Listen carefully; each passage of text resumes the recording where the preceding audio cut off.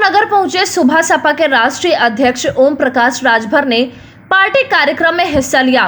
Media के मुखातिब होते हुए उन्होंने कई मुद्दों पर अपनी प्रतिक्रिया दी। अखिलेश और केशव मौर्य के बीच चल रहे ट्विटर वार पर उन्होंने कहा कि पिछड़ों को किसी की फिक्र नहीं है, सब आपस में लड़कर समाज का नुकसान कर रहे हैं। ये लोग चाहे ट्विटर पर लड़े, चाहे फेसबुक पर या फिर जुबान से लड़ें, सही लड़ाई लड़ने की हिम्मत कोई नहीं जुटा पा रहा है। राहुल गांधी की पदयात्रा को लेकर ओपी राजभर ने कहा कि 10 दिन तमिलनाडु में रहेंगे और 2 दिन यूपी में। वहीं सुबह सपा छोड़ने वाले नेताओं की तुलना भस्मासुर से की। देखिए, ये पार्टी है, आना जाना लगा रहता है। इतना बड़ा परिवार है तो 1-2 लोग नाराज होंगे, मनाया जाएगा, नहीं मानेंगे, जाना हो जाए। तो हम लोगों का प्रयास है कि हम लोग देखें विचार लेके चल रहे हैं। महात्मा ज्योतिबा फुले, छत्रपति साहू जी महाराज, महाराजा सुहेलदेव, बाबा साहब डॉक्टर अम्बेडकर, माननीय कांशीराम जी, इन सबके विचार को लेकर के हम लोग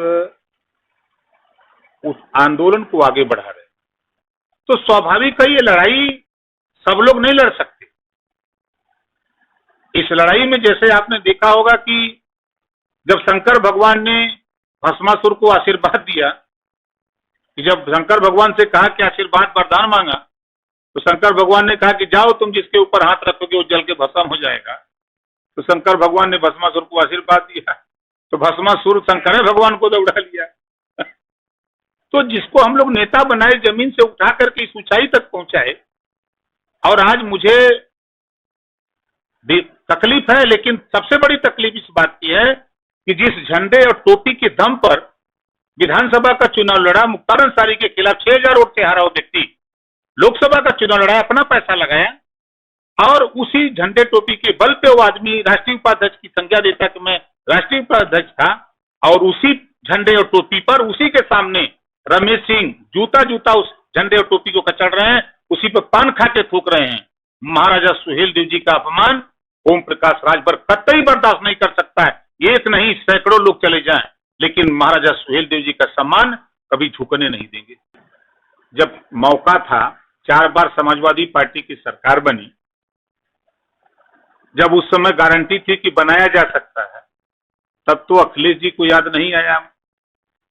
बहुमत थी, 224 सीट का बहुमत था, तब मौर्य जी याद नहीं आए, चौहान जी, पाल जी, पटेल जी, ब्राह्मण, राजपूत, भूमिहार नहीं याद आया, तब तो यादव जी खाली याद आते रहे।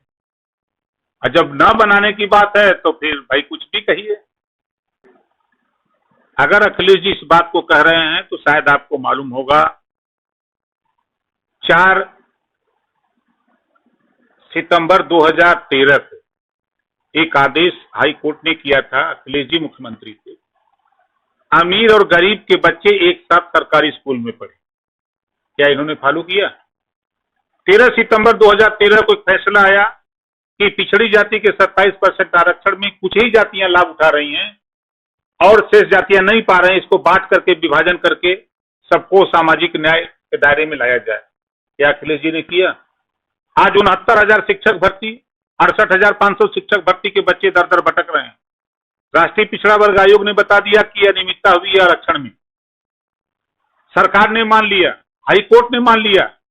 क्या अखिलेश यादव जी कभी मुख्यमंत्री से मिलकर के इस बात को कहे कि भाई ये इसको सही करिए? क्या मायावती जी मिलकर इस बात को कही? क्या कोई नेता जो पिछड़े दलित आपस में लड़ करके समाज का नुकसान कर रहे हैं?